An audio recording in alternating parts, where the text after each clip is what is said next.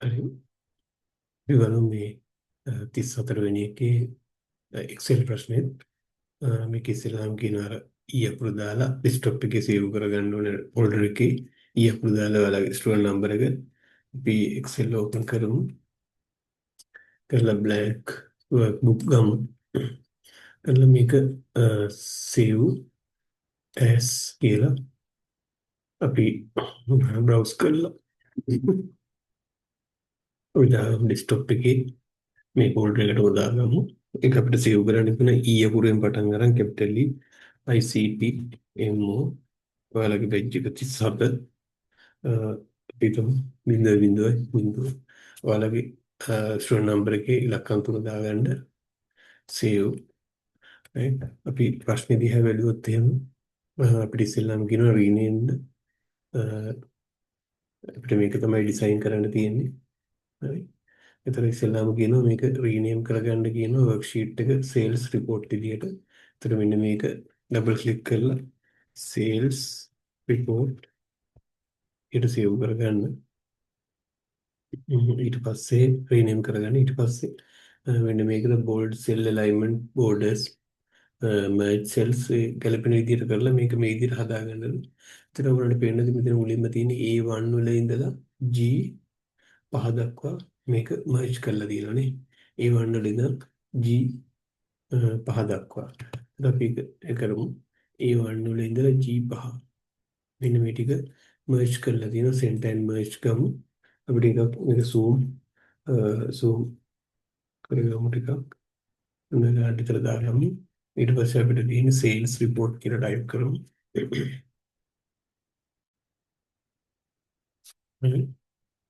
ඊට පස්සේ අපිට තියෙන්නේ අපිට කියනවා format the sales report as font එක bell empty blue 36 right.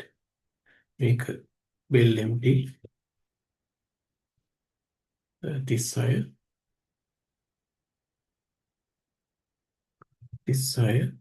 blue. මේකේ font color එක blue right. හරි. ඒක හරි. ඊට පස්සේ අපිට තියෙන්නේ මෙන්න මේක මේ විදිහට ඉස්සෙල්ලාම ෆෝමැට් කරගන්න ඕනේ. එතන අපිට තියෙන්නේ මේ 6 වෙනි රෝ එක අතහැරලා තියෙනවනේ. එතන අපි 6 වෙනි රෝ එක අතහැරමු. ඊට පස්සේ 7 A7 ඉඳලා G වල 12 දක්වා මේක ඕල්ඩ් බෝඩර්ස් දාලා හදලා තියෙනවා. මේකේ ඉතල බලමු.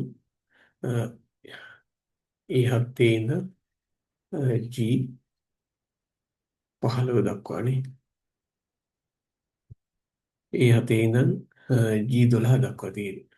A7 සිට G12 දක්වා තියෙන්නේ. මේකේ ඕල්ඩ් බෝඩර්ස් දාන්න තියෙන්නේ.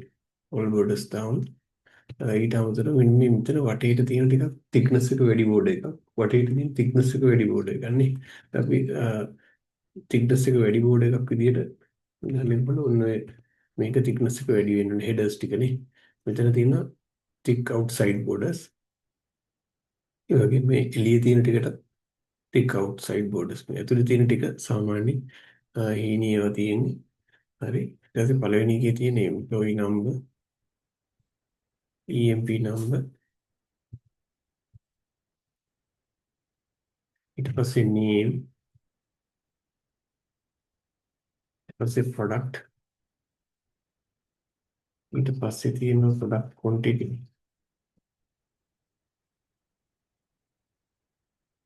ඒක ඔයගොල්ලන් දන්නවා මේ චුට්ටක් ෆීල්ඩ් එක අපි වැඩි කරමු මේකේ චුට්ටක් වැඩි කරමු මේකේ චුට්ටක් වැඩි කරමු මේකේ ටිකක් වැඩි කරලා මෙන්න මේක පහළට ගන්නේ කොහොමද මෙන්න මෙතන තියෙනවා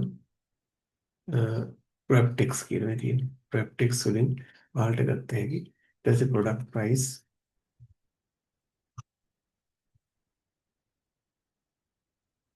ඒකත් wrap text කරන්න ඕනේ ඊට පස්සේ sales amount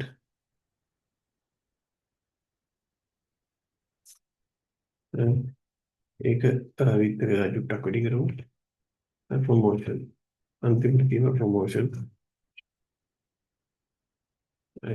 හරි අපිට දැන් තියෙන මේ චුට්ටක් තව වැඩි කරගමු ප්‍රොඩක්ට් කියන එකට පොඩ්ඩක් තව වැඩි කරගන්න ඕනේ හරි මේකට චුට්ටක් වැඩි කරගන්න ඕනේ ඊට පස්සේ මේ ඔක්කොම සෙන්ටර් වෙලා තියෙනවා බෝල්ඩ් වෙලා තියෙනවා නේ. මෙන්න මේක හරියට ඕක කරන්න ඔයාලට ලකුණු හම්බ වෙනවා. Bold and center right. සහ මේ දෙපැත්තටම සෙන්ටර් වෙලා තියෙනවා නේ. හරි. එතන මේකේ තියෙන 4 6 9 12 17. 4 6 9 17. right. පළවෙනි එක සමන්ත කලන ප්‍රියලා. සමන්ත කලන ප්‍රියලා ශානක සුමුද සුමි මේ විදිහට කැපිටල් දාලම ටයිප් කරන්න පළවෙනි ලෙටර් එක ප්‍රොඩක්ට් එක GB AB cut of view in S S U W K. මේක පේන විදිහට මේකත් සෙන්ටර් වෙලා තියෙනවා. මේකත් සෙන්ටර් වෙලා තියෙනවානේ. ප්‍රොඩක්ට් ක්වොන්ටිටි එකනේ 56 78 56 78 96 58 58 97. ප්‍රොඩක්ට් ප්‍රයිස් එක වෙන්නේ 500 350 350 750 400 650. හරිද? තමයි අපිට තියෙන්නේ. හරි. ඊට පස්සේ අපිට පල්ලෙහෙන් එකක් තියෙනවා. ඒක රෝස් දෙකක් කළා. 15 තමයි තියෙන්නේ. C 15 ඉඳලා G 18 දක්වා. C 15 ඉඳලා C 15 ඉඳලා G 18 දක්වා. රෝස් හතරක් තියෙනවා. හරි. එතන මේකක් තියෙන්නේ thick outside borders තියෙන අපිට ආගමු. සහ ඊට පස්සේ අපිට මෙතන තියෙන thick outside borders. right. ඊට අමතරව මේ ටිකේ තියෙන thick outside borders අපි මෙහෙම දාමු. මේකත් thick outside borders. right. මෙන්න මේ ටික මෙතනට merge කරලා දෙනවා center merge. center merge. center merge. මේ ටික center merge. right. මෙතන තියෙන මොකද්ද? maximum product price. maximum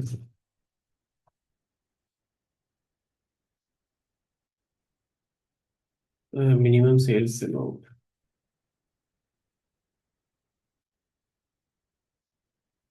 ඊළඟ එක තියෙන්නේ total sales amount.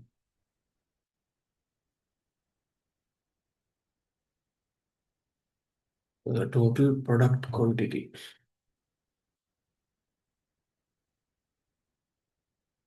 හරි. ඊට පස්සේ අපිට මේ ටික තියෙන්නේ දැන් මේක බෝල්ඩ් කරලා left right align වෙලා තියෙනවානේ. right align bold. හරි. ඊට පස්සේ අපිට කියනවා employee EMP number.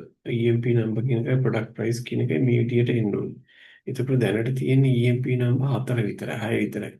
ඒක මේ විදියට format කරපුවම වෙන මේ කැල්ල හැම එකේම ඉස්සරහට එන්න ඕනේ. 4 නම් එහෙමයි 17 වුණොත් එක බිඳුවයිනේ මෙච්චරයි.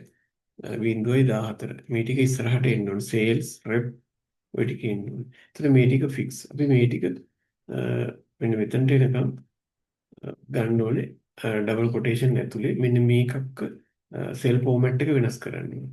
රයිට් මවුස් බටන් ක්ලික් කරලා අදාළ කොහරි අවශ්‍ය කී සෙල් රයිට් මවුස් බටන් ක්ලික් කරලා සෙල් ෆෝමැට් ගිහිල්ලා මෙන්න මේකේ මෙතන කස්ටම් වලින් මේ ජෙනරල් මකලා දාලා මෙන්න මේක ටයිප් කරන්න ඕනේ සේල්ස් රෙප් ඩබල් කොටේෂන් ඇතුලේ space rep space double quotation වහන්න කළා මෙතනින් එහාට බිංදු 3ක් දෙන්න. එච්චරයි. right. මේ ඇවිල්ලා තියෙන සාම්පල් එකනේ. 0.4. එතකොට මේක ඕකේ කරන්න.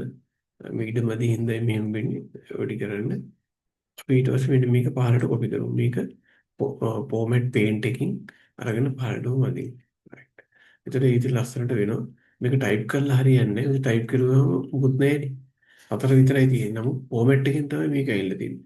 මෙහෙම තිබුණ නැත්තම් ලකුණු දෙන්නේ නැහැ. ටයිප් කරලා ඉන්නකොට ලකුණු දෙන්නේ නැහැ මෙතන. මේකට ෆෝමැට් එකකින් ගන්න ඕනේ. මෙතන අපි වැළුවොත් එimhe වැලියු එක 9 තියෙනනේ. නමුත් මේක මේක ඇලිත් තියෙනවා. හරි ඊට පස්සේ අපිට කියන මොකද්ද? product price කියන එක මේ ෆෝමැට් එකට තියෙනවා. RS 500 dot dot. ඒතර මෙතන තියෙන්නේ 500 විතරයි. ඒකටත් අපි මේ වැඩේමයි කරන්නේ. ෆෝමැට් ගියා කස්ටම් ගියා. ඉතින් මේක අපේ කොටේෂන් ඇතුලේ RS dot කෙටික පොදුයි. ඒතර මෙන්න මෙතනින් එහාට තියෙන 500ට අපි දෙනවා හැෂ් අකුරු 3. සහ ඩොට් කියන්නේ මේ ඊටු ටික ආයේ 7.2 පික්ස් නේ. හරිනේ මෙතන ඇවිල්ලා තියෙනනේ මේ මෙතන ඇවිල්ලා තියෙන මේ පොකට් එක ඔකේ කරන්නේ. නැවතත් මේ කොපි කරලා පහළට ගන්න. ඒතර ඊටු ටිකටත් වෙනවා. හරි ඊළඟ ප්‍රශ්නේ තියෙන මොකද්ද? calculate sale amount of each employee as sales amount කියන්නේ product quantity වැඩි කියන product price.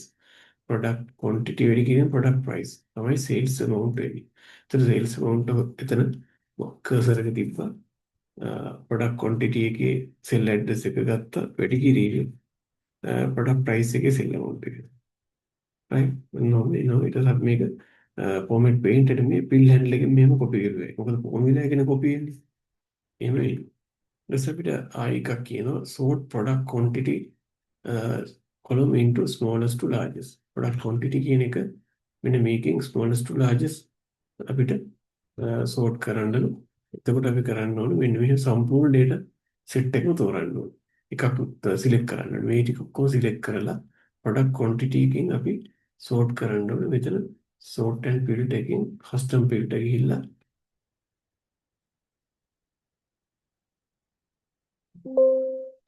right custom filter ගිහිල්ලා අපි මෙතන sort by කියන එක product quantity smallest to largest නේ අපිට කියන්නේ smallest to largest product quantity right කරලා okay කරන්න හරි එතකොට මේක product quantity එක sort වෙනවත් එක්කම ඊට අදාළ employee number එකත් ඒ එකම උඩට එනවනේ අදාළ row එකම උඩට එන්නේ හරි හරි ඊට පස්සේ අපිට කියනවා මොකද්ද ප්‍රොමෝෂන් කියන එක ගන්නලු කොහොමද Excel function එකකින් පහත තියෙන condition එක පාවිච්චි කරලා sales amount එකට weight 5000ක් හෝ ඊට වැඩි නම් promoted ඊට අඩුයි නම් 5000ට අඩුයි නම් එයාට retry කියලා තමයි කියන්නේ. ඒතර අපි ඒක කරන්නේ කොහොමද?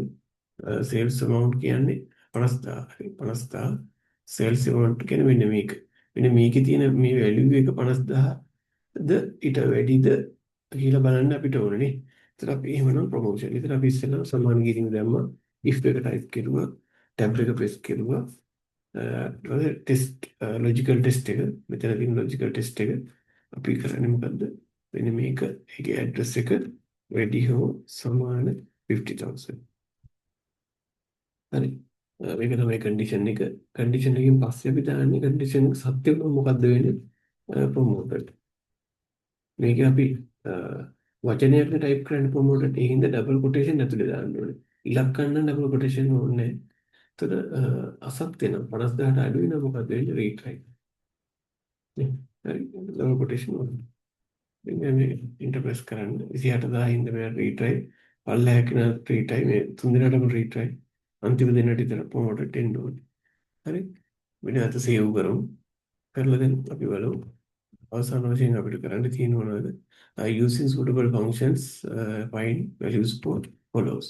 right මෙන්න මේ ටිකට suitable functions අපි ගන්න ඕනේ මොනවද? maximum product price. maximum product price කියන්නේ product price මෙන්න මේකේ maximum එක ගන්න ඕනේ. minimum sales amount මේකේ minimum එක ගන්න ඕනේ.